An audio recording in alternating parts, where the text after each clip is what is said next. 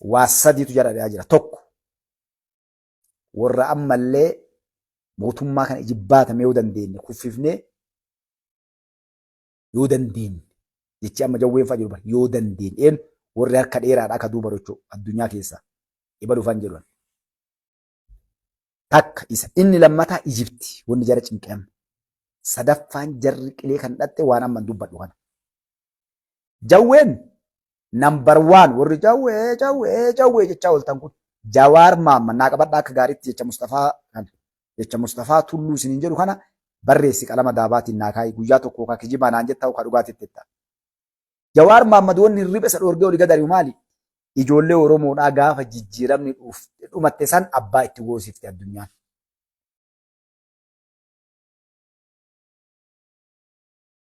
Ambii jabduun addunyaa kana keessa nama sodaatu Israa'eliin. Deengadda Yurooppii waan godhatanii waraana Israa'el kalee malee deengaddaa. Qabanii koortii addunyaatti dhiyeessan. Saawuz Afrikaan hadha. Netanyaa'uun yoo koortii addunyaan dhiyaanne taate nuuf addunyachaa jira. Waraanni biyya isaanii guutuun namni waan kana godhe akka kanneen dalage. Koortii qabdi bara addunyaan. Maali sibiilaan lubbuu ilma namaa nagaa dhumate. Mootummaan Israa'el maal jedha? Hamaastu achi keessaa maqaa Hamaasiin kana findeeta. Garuu gara takka jalaan bayan. Hamaasiin akkaataa danda'utti dha'uu qaba malee uummata dhaamuu qabu. Jawaar Mahammad rakkoon isaa ka inni halkanii guyyaa ittiin jaanjahuu fi olii gadi ittiin badu karaa gabaabaa dhiisee qileettuuf darbe Jawaar Mahammad. Osoo as deebi'ee abbichuu qabate osoo inni biyya tana shira dalaguu baate boru gaafa addunyaan as kennaa jettellee mootummaa Itoophiyaa lakkee dhoogachuu danda'a. Addunyaan gaafa inni Itoophiyaa bahe eeggatti malee waa isan gootu. Hadha garuu Jawaar Mahammad kam ta'e beektani? Hoolaa waraabessaa agartee dallaa keessaa ala gabbaate ta'e. Hubannoota dhabuuf siyaasa wallaala isaarraa. Hirra fulle naa qabadhaa jecha tiyya tana isiniin galtu yoo Jawaar Mahammad koortii addunyaa dhiyaachuu baate Mustafaa Kijibduu naan jedha. Dhiis ka Itoophiyaa badhiifa. Akka aabbichuun koortii dhiyeessee uummata Itoophiyaa duratti yakkoota Jawaar dalage. Yakka inni saba kanarra biyya tan akka nagaan arganne tasgabbiin arganne lubbuu ilma namaa badde ijoollee Oromoo nama laal aabbichuun tokko koortii dhiyeessuu maali beektu ijoollee Oromoo nama 97 of folchaa lubbuun nama saniitiin mootummaa Itoophiyaa koortii dhiyeessa Jawaar Mahammad. Maaliif? Waan namni tokko lubbuun namaa baduu dhiisi namni irra ija keessa waliin laalle irratti yakka gasga'u dalage. Mootummaa Itoophiyaa Jawaariin eeguu dirqama qabu takka. Tokkoffaa Jawaar eeguu dirqamallee qabu heerrillee seerrillee wanni takka Jawaariin isa eessu hin jiru. Akkuma namni Itoophiyaa tokkotti namni qabsaa'e Jawaar caalaa yoo silaa eeggame warri silaa eeggamu nu jira. Warri kun warri face to face qawwee fudhatee mootummaa wayyaaniitiin kalee olii dhukaasee jeneraalota jaraa waa hunda fixeef namoonni akka lubbuutiin barbaadan.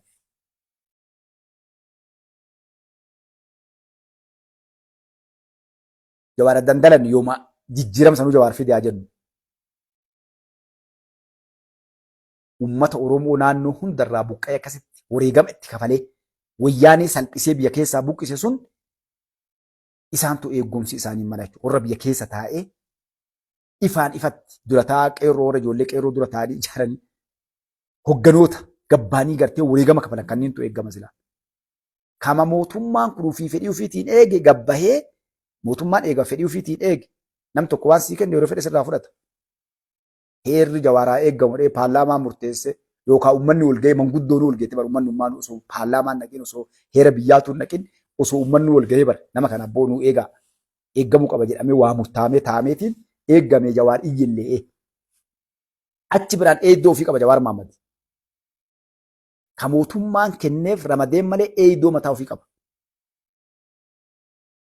Ni kaasi namni kaasellee lafa adda dalage fiilmii sanii ni kaasanii eega kaasan ammoo balaa kaase. Eega balaan kaate ni gaafatan. Dhaababboo waan kana lubbuu namaa kan banne rakkoo yoo jiraate ni ilaallaa jedhanii. Hin dhaabuu jedhe dhaadatee gabbee viidiyoo lafa jira. Alaa kun taa yaallachuu waan galuu deemu. Lubbuun nama hagasii afamte. Hin gaabbuun Jawaarii barkan. Ijoollee Oromoo dhumatteef hin gaabbuu jedhee kitaabni akka ta'e baraka tuffii Oromoodha. Ijoolleen sun guutuun gumaa qabdi. Lubbuu ilma namaati. Badii takka malee, yakka takka malee, waan bu'aa hin qabne lubbuu nama tokkootiif lubbuun Jawaarii lubbuu ijoollee dhumattee san hin caalu. Rabbi biratti lubbuu wanni isiin garaagarummaa qabduun maali? Lubbuu yakka daladdeef yakka hin dalagin badii qabdu badii hin qabneen garaagarummaa qabdi. Kanaaf wanni isin kana mara dhaqaa jiruun maali beektu isin? Namoonni hadha maqaa paartii siyaasaatiin yaa'anii mootummaa kanarra dhagaa darbatan guutuu yakkamtoota. Tokko warra akka Jawaar Mahaammad hubannoota amma Baqqalaa Garbaa fa'aa isin laaltan manguddoo leenjisanii akka gaariitti uummata Oromoo warra qotee awwaalaa ture. Warra Oromoo tana qotanii Oromoo fakkaatanii jiruu fi diina waliin ilmaan ofii guddifachaa gaafa barbaadan mana hidhaa dhaqaa gaaf kaan baasaa Oromoo tana baallama kalee seenan san Oromoo qotanii awwaalaa turan kaleessa. Yakka mataa of danda'e qaban. Gariin warra hubannoota hin qabne akkanumaan kan leenjisin illee paartii kana jala duudanii akkasitti waan takka qofaan walii galan na dhagaggaaritti. Na dhagaa bakka tana hedduun namaa yaadaa dhiiga dhibba isin dhaabsaa sukkaara isin kaasaa. Baqqee qabadhu, leencoo fa'aa qabadhu hunda isii. Na qabadhu gaarii bakka tana liqimsi akka gaariitti. Rakkoon jaraa ka ijaaramanii dhufan maqaan warra rabbitti amane balleessuuti. Walaa Tsaggaayee, walaa Jawwee, walaa Leencoo dhaqaan achi duuba sii dhaqaa akka namaa asqarree tana gubbaan deemu. Hundi sababni uummanni Oromoo obboleewwan keenya warri dhiigaa walitti obboleewwanii. Oromoon kutaa 11 kana keessa jiran ittiin gabrummaa dhiitamanii waliin cafaqaman rakkoo takka Oromoo ta'uuf namni gabroome hin jiru. Koottu natti himi ebalu naan jedhe kijibaan yoo akkas.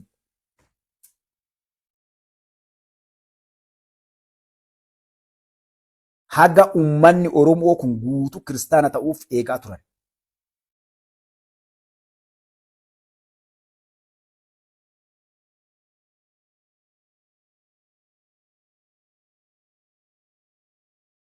Ragaa adda bilisummaa Oromoo keessatti waan nuyi beektu haga eegee rabbiin gaqqabe ol qabdan tana haga Oromiyaan bilisoomte eegaa nuyi jechaa bayan. Warra waliin gartee fincaan dhunnee qocaa nyaanne. Hagamitti haga uummanni Oromoo gabrummaa tana jalaa bahutti eegaa jiran. Eegees ol qabdan tana yoo ibiddaan nu gadi hin deebisin. Haa jaallan kijiba naan jedhan. Sodaa malee ifa malee warri isaan leenjisan kaadireen isaanii jechuudha. Maqaan keenya Sagadde Islaama osoo hin taane. Maali? Sagadde. Islaama siin jedhan Sagadde maqaan nu waamanii. Kolkollee ni taphatta abbaa.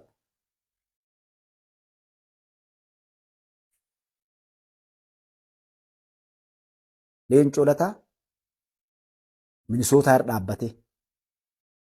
Uummata Oromoo dura dhaabbatee bara harka dhibbarraa uummanni sun 99 musliima. Oromiyaan maaliif hin bilisoomne bara ganaa bara hundaa bara bilisummaati jettanii jenna. Haga Maammadii Abdallaa Faaxumaa namni jedhan qabsoo Oromoo keessa jirtu Oromiyaan hin bilisoomtu. Waan saayinii godhee dhufe kaa'inni. Arabootatu ollaa kanatti East Afrikaa kana yoo Itoophiyaan Islaama qabdii gartee beekamtee bilisoomtee Araboota hin dandeenyu jedhanii leenjisanii ergan kalee. Ishiin maal dalagaa baate qofa.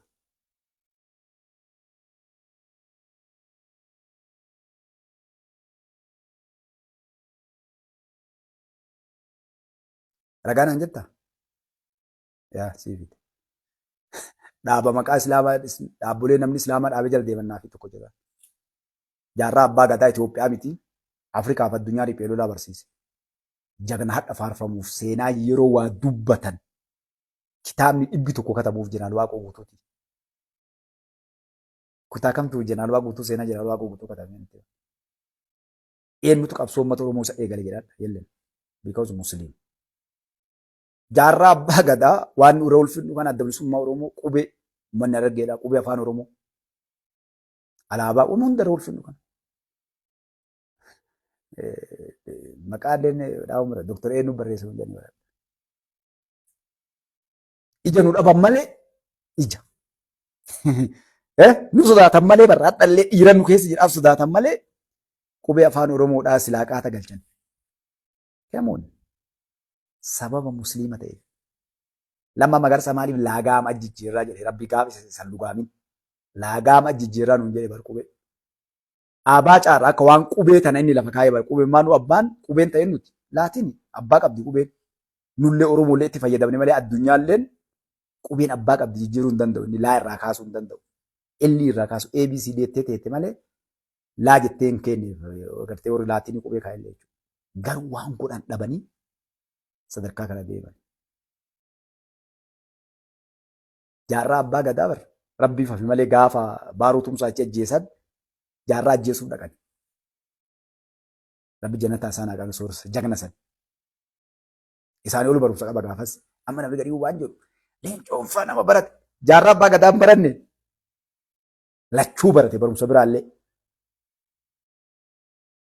Nama paarlaamaaf dorgomu deemu jaarraa abbaa gadaadha. Rabbi jannataa naa qaramisu.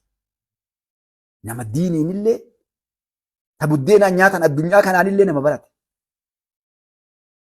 Hadha yoo ati ilaalte maal jedhan waan garaana nyaate na gube dhiifamallee naa godha waan birsiisante hin jedhina. Hayyoota nama 1,000 maali ani warri dur barate barreessa yoo an keessa laanu nama 5 jaanga'u musliimni achi keessa.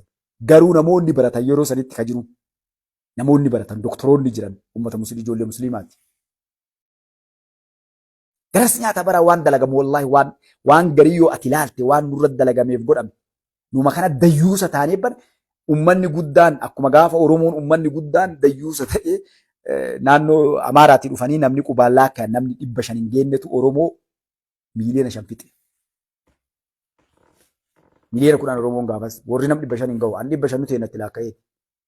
TPLF gaafa qabdee biyya teena qubatti ummanni isaanii miliyoona 3 ga'u ummanni bar isaan 60 dhufee sabaa sablammootaaf nullee akaayee waggaa 27 bulche. Hadhallee jaranuuf faarsiti dayyuusni keessaa yaate turne. Sudaan balaan kun ga'e walumaa galgayoo isin cufan. Wanni rakkoon gara marmariin oofan kun amma warra dhumate kana wallagga keessatti dheengadda fixanii uummata musliimaati akka rutti. Beektu kana. Namni wallagga keessatti dhumate Iyyaabee Mustafaan kaatakkaan jedhamne bara. Maaliif haqarraa hin cadhisu.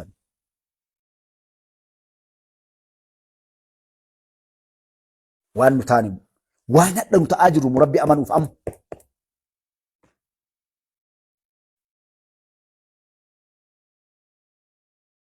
Amma faannoo yeroo Mustafaa kan isin hin jiru faannoon ibsa baafte.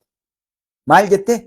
Wanni hayyoonni Oromoo dalagaa jiran sun kenna kanu barbaannullee kana walii galla waliin dalannaa jettee ibsa baafte dhaqa laalaa eenyu faannoon.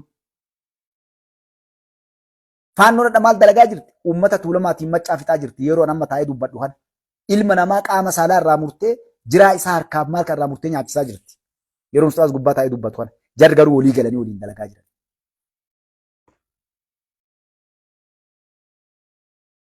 Oromoon waan isin himu nagaggaaritti nuti Oromoo amantii gurguddoo 5 qabna. Amantii hagam qabna? Gurguddoo 5 qabna. Ortodoksii, Protestaantii, Musliima, Waaqeffataa laakin kabajaadhaan waliin jiraachuu waan fedhe abbaan amanuun mirga qaba. Gati tultullaa ooftu kana waan gartee ganda keessa deemtee gurriitu kana ajaa. Islaama ta'uun waa takka sirraan buuftu gurbaa. Kiristaana ta'uun islaama irraallee waan buuftu. Amantii abbaan fedhe amanee dhiise rabbi gaafata. Namni marti islaamoota islaamummaa waan fidu abbaan ofiis islaamummaallee qabatu qabata malee. Islaam biraa deemee nam tokkochi waa fi homaa rabbi irraallee buuftu islaamummaa irraallee buuftu. Amantii walitti dhaadachuu, amantiif jecha wal cabsuu. Waan amma walgayii achi walgayii sammee nama islaamaa keessaa naaf Profeesar Mahammad fanaan jedhu. Ani islaamummaa jala irraa mulquufii miti. Mee Profeesar Mahammad. Profeesar Mahammad argeemi. Mee gabbayee anatu hoggana isinii ta'a isiniin deemaa jedhuuni. Mee gabbayee na kijibsiisuuf. Warri amma walii gale kun Profeesaraami isaan dandeettii qabaa umriinillee muuxannoonillee. Mee Profeesar Mahammadiin gabbaasanii dura taa'aa godhatanii jalaa deemanii halkan takka nam jala deemu jiru. Kaafaa maaliif hoggaa ganaa namni islaamaa hayyuu duree ittiin ta'e? Shanee maaliif hoggaa ganaa hayyuu duree namni islaamaa ittiin ta'e? Paartii feetara jira gaafa Kamaal Galchuu Birgeedar Jeneraal Kamaal Galchuu namni seenaa bututtuun arsii keessaa waan jettu beektaa? Gurbaa arsii kana jettee sitti horiitee gartee albee guurattee si fiiddi.